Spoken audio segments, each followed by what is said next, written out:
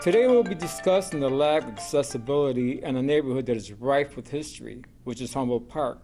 We have with us here Michelle Garcia, because seems to be a disability accessibility problem in the Humboldt Park area. Could you please explain that to us, please? Well, yes, my name is Michelle Garcia, and I work with Access Living. I am the Latino community organizer, and I organize a group called Cambiando Vidas. As part of the work of Cambiando Vidas, we are working with different aldermen in the city, especially in the Latino neighborhoods. We've been working with Alderman Solis, Cárdenas, and Muñoz, and also we are working towards working with the aldermen in Humboldt Park as well to make the community more accessible for people with disabilities. Being that, we want access to like restaurants and stores within the community, but because they're not so accessible for people with disabilities, we can't access them. So what other organization are you involved with? Again, could you please mention that? So I'm the Latino community organizer for Cambiando Vidas. Cambiando Vidas. Yes, and in the How long have you been advocate with that? We've been organizing for 4 years, well, almost 5. And what Cambiando Vidas has done is to educate the Latino community about the rights and services for our community, our Latino community, that is.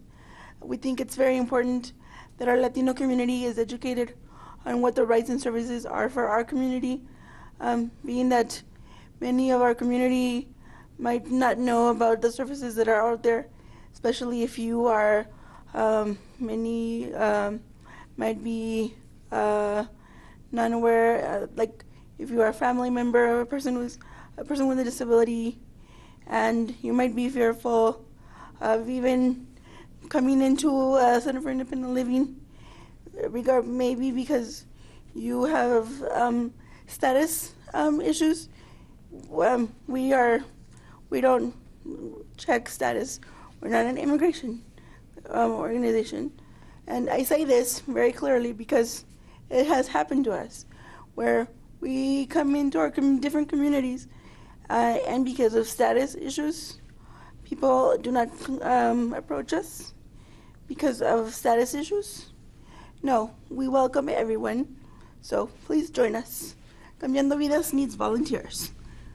I was going through the Humboldt Park area just the other day, and I understand that you might have, like, Mr. Maldonado, some of the other aldermen, for some reason they have trouble getting grants to try to get these businesses to really make their businesses accessible? Yeah, so, it's difficult to get some monies, of course, we know this, especially like the mom and pop businesses. They sometimes struggle to get, to make their businesses accessible, but it's not impossible. The city has grants, the state has grant money, so there is resources out there. Let me get down to that, because in 1990, President George Bush created the order to protect the civil rights of people with disabilities by allowing them to remain part of the mainstream society. And part of the ADA legislation requires that all public buildings and private business to ensure physical access to their property for people with disabilities. Has this been explained to these aldermen? Oh, yes. Most definitely. We've done workshops to tell not just the aldermen, because we've sat with the aldermen here at this office, and we've gone to their offices. We've sat with the aldermen, and we've done workshops with the community to let them know about their obligations as business owners, as community members, on what to find out if or what to look for. In terms of looking for inaccessibility at a location, or what to know about if you're a business owner, what does being compliant mean? What is the problem with accessibility in these businesses? So, for example, just getting into a restaurant or a business, we're not even talking about the inside of the business. We're talking about just getting through the steps. For example, there are businesses that have 2 or 3 steps, or that one step that is too high, obviously a person with a wheelchair or a walker or who have difficulty just even stepping because of any other mobility impairment, it's obviously going to be difficult. So what we try to make the business owner understand is that we need them to make their business accessible. And so this is where we provide in numerous workshops all these resources. Well, I'm glad to say that because yesterday when I seen some of those cafes and some of the restaurants, they had built exterior entrances, and I'm surprised that they didn't understand ADA laws where the ramp must be 36 inches wide, number one, and the doorway should be at least about and the ramp at least 60 inches long, and exactly the doorway should be close to 38 inches wide to allow access for a wheelchair. I mean, I seen like Cafe Kalua, I think that's what it was, that had an extended entrance, and I just could not see how a person with disability could even enter the building. So yeah, there's numerous restaurants, numerous businesses that are not, we know for a fact, that are not compliant, and we've been told all these businesses. Like I said, we've been working very closely with Alderman Solis, for example, in Pilsen. As in yesterday, we did a walkthrough to every business on 18th Street, and he saw, which was great. We wish that all the aldermen and all these communities would do the same thing. It took us 3 years for him to get to us and do this walkthrough, but this is a message for all these aldermen. I mean, we're not trying to bug you and get you annoyed or whatever it is you think we're doing. We're trying to get through you so that you can see what we're dealing with here. So this is a message for the aldermen, is that all we want you to do is to see what we go through, to try to get into a business, to try to get into a restaurant. We want to eat, we want to purchase. Exactly. I mean, one of the surprising businesses that it's really global and pretty well worldwide was Subway. And I went over there and I saw that Subway, and I was kind of really amazed at how a person with a wheelchair could not even get in there because of the bump and the steps. And I was debating, but I was thinking to myself, this is just plain wrong. Yeah. I mean, it's a brand new, a corporation like that should understand ADA laws from the get-go. And Subway has been our not enemy, but we've targeted Subway Corporation before, and they always end up saying, oh yes, we're gonna work with you guys, and then we go to a store and same thing happens. There's no access.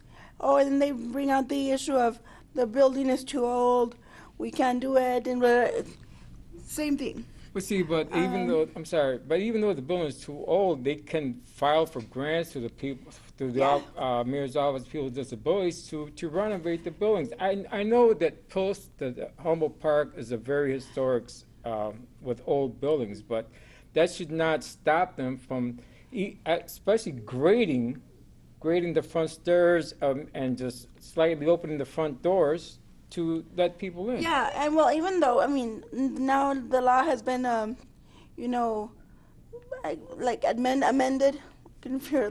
It has been amended to where if you're a historical building, of course, there's, I guess, exemptions that you don't have to renovate because you're an older building. However, there are ways for you to become accessible.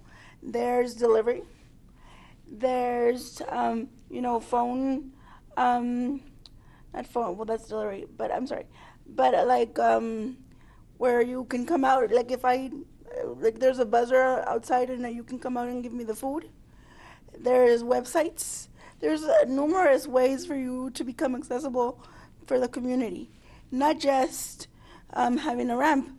However, you could also build a ramp on the side. There's ways for you to go around becoming accessible, not Of just course. be reluctant and say no. I mean, sometimes it's the little things that'll help you just Yes. be a contributing member to especially to the business community. Yeah, That's exactly especially what you want to do. if you're a large corporation like Subway. I mean, not budging on Subway, but yes, because they're such a large corporation. That's why. I was at a clinic. I think it was at 3420 West Division Street, and I was talking to a nurse there. She said that the reason why they built the clinic there, and I seen other clinics on down Division, that for some reason I don't understand why they had that bump in their doorway where people could not even get in. And she said the reason why they built the clinic was to make it more accessible for people with disabilities. That's one thing they are very proud of. So yes, that whole clinic was just built last year or 2 years ago now. Right, yeah, it was built in 2014. So it is like it was made accessible for people with disabilities. Now, let me ask you a question. What do you think about when you have to take the subway?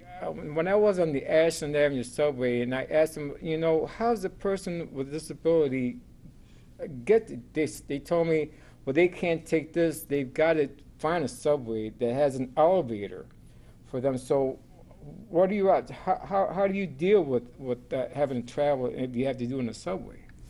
Well, there's stations where you have to go specifically because not all the stations are accessible. So you either have to catch a bus, which buses are accessible. So we have to catch a bus and then go to the next station that is accessible. So it's kind of a travel hassle, but you do what you gotta do. Okay, so could you please mention the organizations you are with again, once again, please, and how they can contact you? Sure. I work with Access Living, and I organize a group of Latinos called Cambiando Vidas.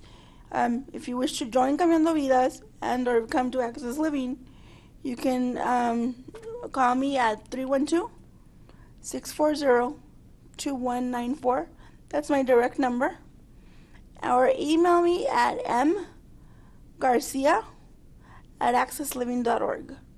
Okay, my name is Oliver Guzman. Once again, I was here with Michelle Garcia. And even though gentrification is coming to Humboldt Park, the demographics are changing, but they should never lose sight that there are people with disabilities that really need access to the business. They are an economic engine in the community. Thank you very much.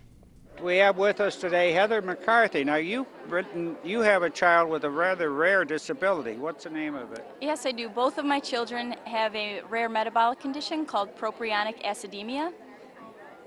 Now, this means they can't ingest very much protein. Is that it? Correct. Their body can't process protein the correct way. So if they were out with friends and the friends want to give them a cheese or a bacon sandwich or something, they have to say no. Right. No meats, no cheeses. It's a very limited protein diet, but they're very good with it. All right. Now how did you solve the problem of how they're going to deal with friends and play and when they go to houses or at school? What did you do? As a language arts teacher, I created a personalized picture book for my daughter, and I used this book for her to bring into her classroom and explain to her teacher first some of her hobbies and interests to show that she's just like everybody else. And then the book goes into her metabolic condition of propionic acidemia and explains how she cannot eat the same foods as other children, how she can't share foods with her friends. And then the teacher was able to read it to her classmates, and they were better able to understand Maya and her condition. Okay, very good. Now, you have this other version of the book over here, don't you? Right. Well, this book led to many versions.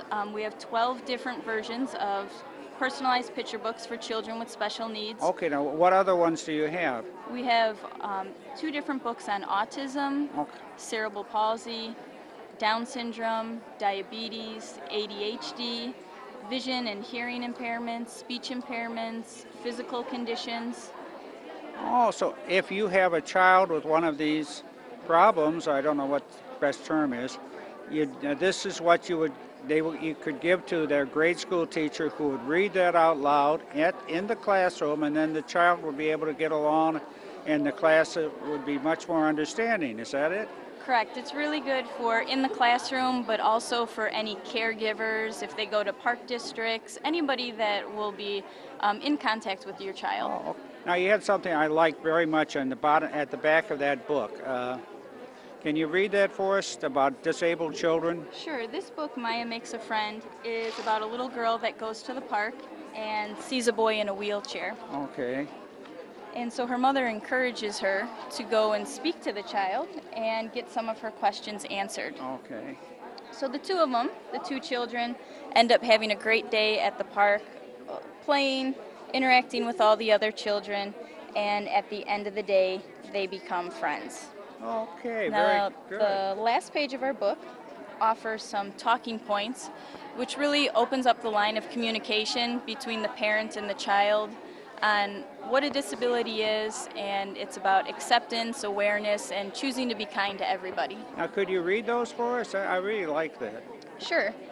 Some of the things that we mention are that no two people are the same. Some differences you can see and others are not noticeable. We mention that a disability is only one characteristic of a person. Everyone has likes and dislikes, strengths and challenges. Children can be born disabled or become disabled from an accident or an illness, but you can't catch a disability from someone else, and you shouldn't be scared of someone with a disability. We also mention that just because someone has a physical disability, like a part of their body that doesn't work well, it doesn't necessarily mean that they have a thinking disability. And another talking point on here is that children with disabilities can do many of the things every other child does. It just might take them a little longer, or they might need some assistance or some special equipment to help them. Oh, very good. I really like that. Thank you. Thank you.